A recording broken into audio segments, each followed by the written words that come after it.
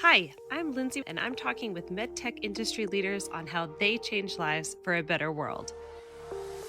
The inventions and technologies are fascinating, and so are the people who work with them. There was a period of time where I realized fundamentally my job was to go hang out with really smart people that are saving lives and then do work that would help them save more lives. I got into the business to save lives, and it is incredibly motivating to work with people who are in that same business, saving or improving lives. What better industry than where I get to wake up every day and just save people's lives? These are extraordinary people doing extraordinary work, and this is The Leading Difference. Hello, and welcome back to another episode of the Leading Difference podcast. I'm your host, Lindsey, and today I'm excited to introduce you to my guest, Nidhi Oberoi. Nidhi is a seasoned MedTech executive dedicated to the mission of serving clinicians and patients. With over 17 years of experience working on commercialization of innovative technologies, she has led various strategic and operational initiatives that have transformed standard of care. Her bold, collaborative, and empathetic leadership style allows her to push boundaries and inspire teams to create durable value. She currently leads business initiatives for the structural heart business in Medtronic, which serves patients with heart valve disease. She is also an advocate for evidence-based care for women's health. Nidhi has an undergraduate degree in economics from India and an MBA in marketing and entrepreneurship from Syracuse University. Thank you so much for being here, Nidhi. I'm so excited to speak with you. Yeah, thanks for having me. Of course. Well, I would love if you don't mind just starting off by sharing a little bit about yourself and your background and what led you to MedTech. Yeah, absolutely. I was born and raised in India, and just like any typical Asian Indian household in those days, if you were a bright student, you were generally expected to pursue a track in sciences, medicine, or engineering, or maybe a second option in accounting and finance. Predictably, after I completed my high school, I was on my path to pursue a career in sciences. But then I changed courses and ended up pursuing an undergraduate degree in economics and eventually an MBA in marketing and entrepreneurship from upstate New York. Now, as I reflect back and realize that what attracted me to business eventually, it was this realization that it's both an art and a science. The science aspect helps to ensure that the business can financially run smoothly with a strong P&L, while the art side of the business is the ability to set the vision, the direction, inspiring people, innovating, connecting with people. So what I really was interested was in a career in marketing and general management. Now you asked me what led me to MedTech. I'd say my entry into the healthcare industry was by chance. I got recruited into this industry through a summer internship when I was doing my MBA with a company called Convatec, which was part of Bristol Myers Squibb then. And by the time I had completed my internship, I already knew I wanted to be in the healthcare industry, given the impact you have on the patient's lives. I did have opportunities to interview with other companies like Philip Morris and others, and I just decided that this is what I wanted to do. And after I graduated, I started working for a company called Covidien, which was then a spinoff from Tyco International. And Covidien was eventually acquired by Medtronic. It's been 16, 17 years since I've been working for this company, and it has a really strong mission of alleviating pain, restoring health, and extending life of patients of the world. So that's my story there. Excellent. Thank you so much for sharing that. I'm curious. Of course, your career trajectory has been really interesting and you've had a lot of different experiences along the way.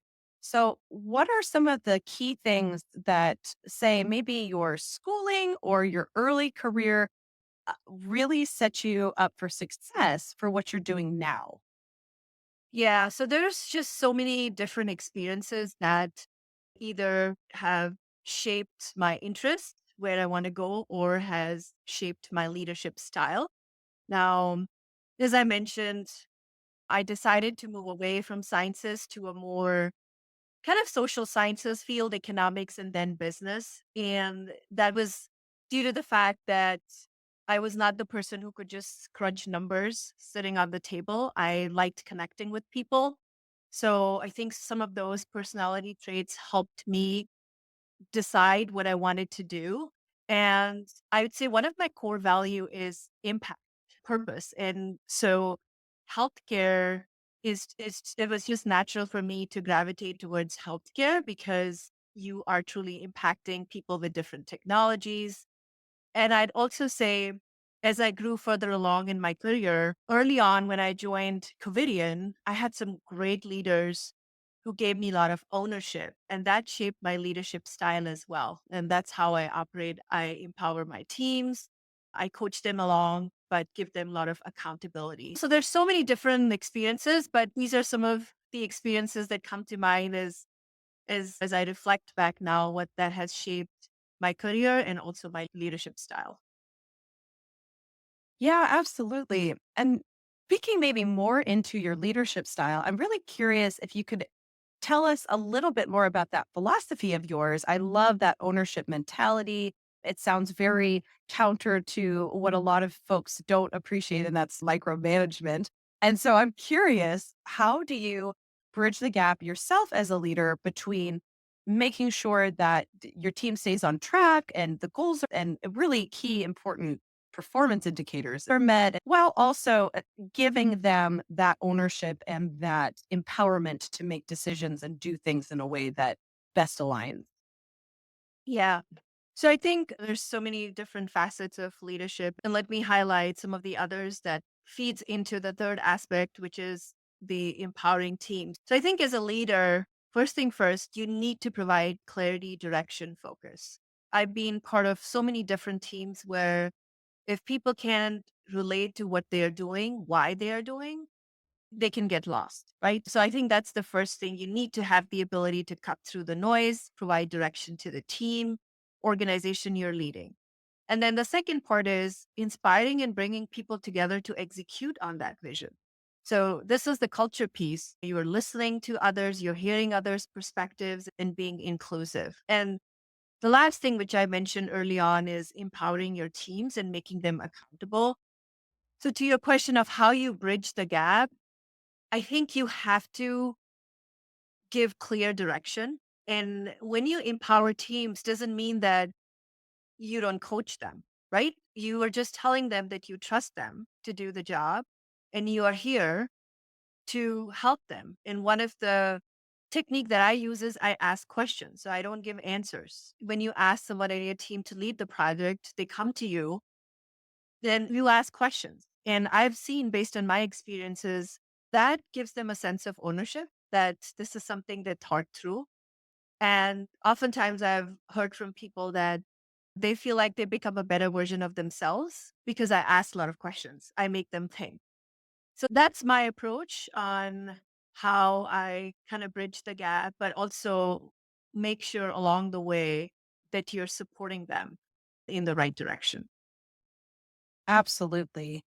Yeah, and you mentioned as you were speaking a little bit towards how your past experiences shape who you are and how you kind of relate to the world now, you mentioned core values.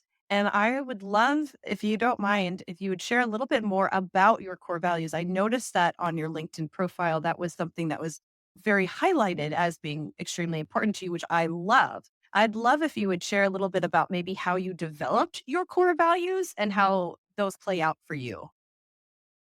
Yeah, absolutely. I think core values is something that you always have, but you just sometimes need a little bit of hand holding to unfold those. Right. And so in my case, Mhm. a few years back, I had an opportunity to work with a coach, and she really helped me understanding what I'm good at. These are things that you already have, but you may not realize or you may not know how to articulate. So for me, the number one thing that came out was purpose. And I'm like, no wonder I'm in the healthcare industry. I'm big on impact. I like building things. And so that's where it's coming from. The other core value of mine is excellence. I like to do things with excellence. I put my heart and soul into things. I'm a very passionate person, but also you got to have an eye on quality versus decision making, right? Over time, I've learned Excellence is my core value, but it's a journey, it's a process. It's not a destination. So you don't have to dwell on things. Sometimes things go wrong and you just have to keep moving on and have a growth mindset. So there's a good aspect of the value, but there could be a blind spot, like in this case for excellence. And I've learned to manage that as well. And yeah, so I think these are some of the core values, which is, I think, also part of being a leader. You have to have self reflection. You need to dig deeper and understand what you stand for. And this has just guided me along the way. And yeah, so those are some of the things that I'd say has really helped me all along in my career. Yeah, of course. So tell me a little bit more about your current position and what are you looking forward to as you move forward in your own career as well? Yeah, currently I'm in the structural heart space, and these are really old and sick patients. And it's just amazing to see these patients getting impacted by a technology, getting back to their day to day life. And as part of structural heart, also most recently, I've been able to work on therapies. I've been focusing on the congenital portfolio, which is these are devices that are used to treat patients that have congenital disease. And it's very impact driven because you're dealing with children here who tend to get multiple surgeries throughout their lifetime. So my role right now is to focus on business initiatives. Some of it is expansion across geographies. Some of it is increasing supply for these products. I mean, there's not a big business case for these kind of products, but the impact is huge. So that's my current focus. And moving forward in my career, I'm looking to grow into a general management track. And that's what attracted me to marketing because I consider marketing as running a business within the organization. So for me, running a business would be something that I would be looking forward to. And that's why I have spent time in so many different kind of roles, whether it's marketing, it's commercial transformation, whether it's global roles.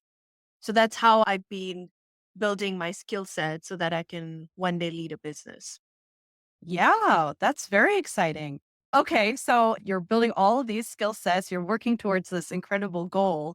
Do you have an idea of what kind of business you would want to get into, or is this, we'll see, and I'll interview you again when that happens? Yeah. I think cardiology, there's so much opportunity in cardiology. There are so many people getting impacted by cardiovascular disease around the world.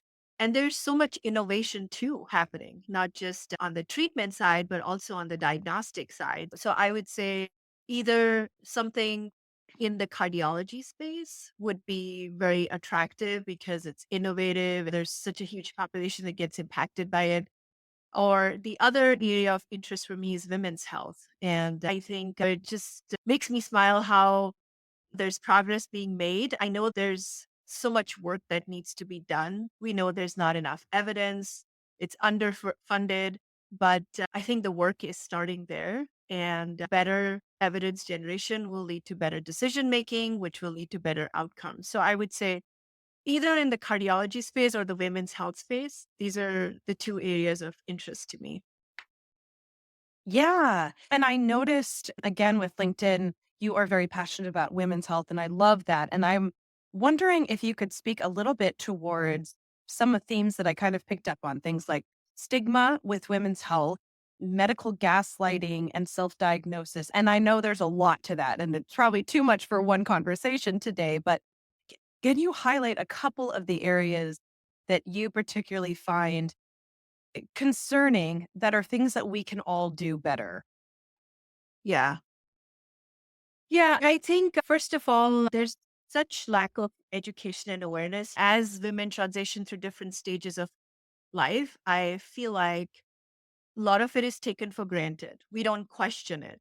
Yeah, and as someone who's been following this for a little bit of a time, I almost feel like it's my duty and being in the healthcare industry to raise awareness about this or encourage them to be more educated patients. When they go to a doctor, if they don't get answers, they should ask more questions. So I think so that's that lack of education and awareness piece. There's a lot of work happening. There's so many advocacy groups. Women are coming together, supporting each other. So I think that's happening as well. The other thing that really bothers me is on the diagnostic side. I wrote an article around women get mammograms just because there's not enough evidence out there. Sometimes you just have to go through a number of tests to have a diagnosis, either a positive or a negative. So I also feel like maybe the advent of technologies like AI in the diagnostic field can help improve that because it starts with the diagnostic side and we just don't have enough right now. And like I said, it can either be a good thing or bad thing. I've also heard of women going through a number of tests to find out that they don't have anything, which is fine, but it's just a lot of money along the way getting to the diagnosis. And then the third thing I'd say is as we get more intelligent with evidence, it will lead to better awareness among the physician community too. And that's what gaslighting comes because there's not a lot of evidence, there's not a lot of awareness. Even physicians sometimes can't guide you in the right direction. But if you have more studies coming out, it will make them more aware and guide their patients in the right direction. So there's just so many different things, but I feel like you could start being a self-aware patient and not just assume as you go through different stages of your life that this is what it comes being with a woman. Be more proactive, ask questions, research, talk to other people and get help. Yeah. Yeah, that's really great advice. And I appreciate your perspective and sharing with us a little bit about maybe even some of the things that we all can do as we're trying to hopefully push the quality of women's healthcare forward and make it more widely available and whatnot. So thank you for sharing. As you have been going throughout your career and you obviously care so much about purpose and you have a lot of passion for helping people and for the healthcare industry in general, are there any moments that really stand out to you as affirming, hey, I am in the right industry at the right time? Yeah, there's been so many moments. And I would say most of these moments are when I've interacted with patients. When I started with Covidian, I was leading an initiative which would help a lot of women who were having open hysterectomy. This was like 10, 15 years back to have a minimally invasive hysterectomy through a new procedure technique. So it was called single incision surgery. And I happened to talk to some patients, and it was just amazing to hear those stories where they were telling me how they could get back on their feet, travel within just a week after the procedure. So that's the defining moment. And then when I was working on one of the businesses where patients have varicose veins, I met a patient who was a mom of four. So she had four kids within a span of 6, 7 years. And she had very visible varicose veins on her legs. And that Mhm. impacted her quality of life. And when she got the procedure done with our technology, she was just so happy. It was not just cosmetic, but also less painful and being more present with her kids because of that. And then I'd say most recently, the cardiology space, these are really sick patients, older patients with multiple conditions. And just hearing their stories of getting a new heart valve, it's amazing to see how, again, it's getting back to life. So it's always when you meet these patients, those are the defining moments. And it just reaffirms why you're in healthcare and why you need to continue to work in the healthcare space. Yes, I love that so much.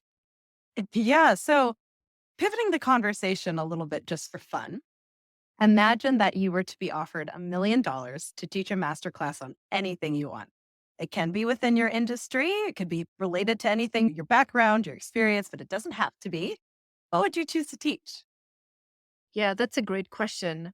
I don't think I have an expertise right now, but maybe something on mindfulness and yoga. One of my goals is to do a yoga teacher training, but the importance of mindfulness in business, there's so many things you can do: power walks, taking a break, journaling. These are so underrated, but I think these things are necessary. It's more important than ever now, given the fast change. There's so many changes happening at such a fast pace. So I would say that would be my topic, but I don't think I'm ready yet to have that masterclass. Fair enough. Fair enough. So I'm curious, how long have you been incorporating these kinds of really important mindfulness practices into your own life and your own routine? Is this something that you've had for years and years, or is it a more recent development? Yeah, I think it's more recent. I would say 3 to 4 years, although I wonder why I did not do that. I think within the organization, as you are managing multiple things, it just forced me at that point of time when I was juggling a lot of things in my life.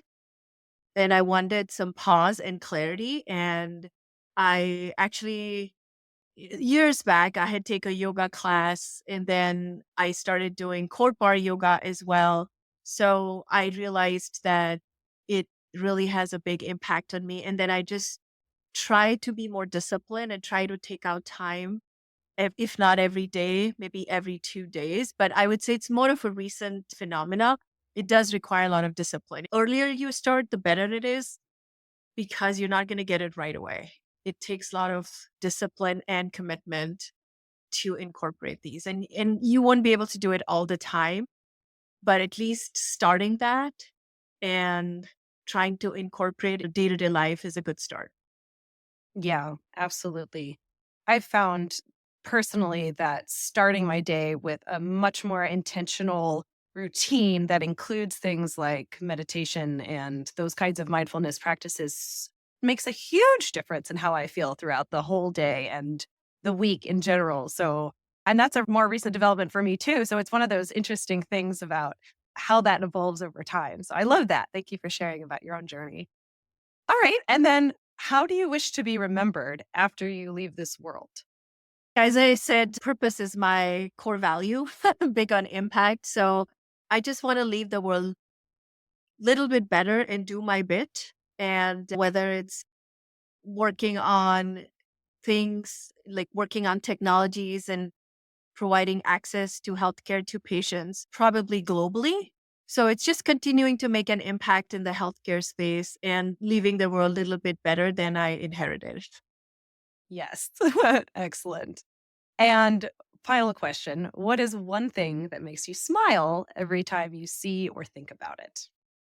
Yeah. There are so many different things. As you start meditating or focusing on mindfulness, it's the small things in life that you start enjoying. Being in Minnesota, the good weather is difficult to come by. So sunshine really makes me happy. Uh, yeah, I think being present makes you more joyful. You just start enjoying everything in life. The other thing I would say is just simple acts of kindness. People helping other people is also something that just moves me and touches me. Yeah, of course. I'm really curious. Okay, so I said final question, but then I have a follow up. So when you Sure. said being present helps bring you joy, could you share a little bit more about what you mean by that? Yeah. So I think being present means that you are not thinking about your past and you're not thinking about your future.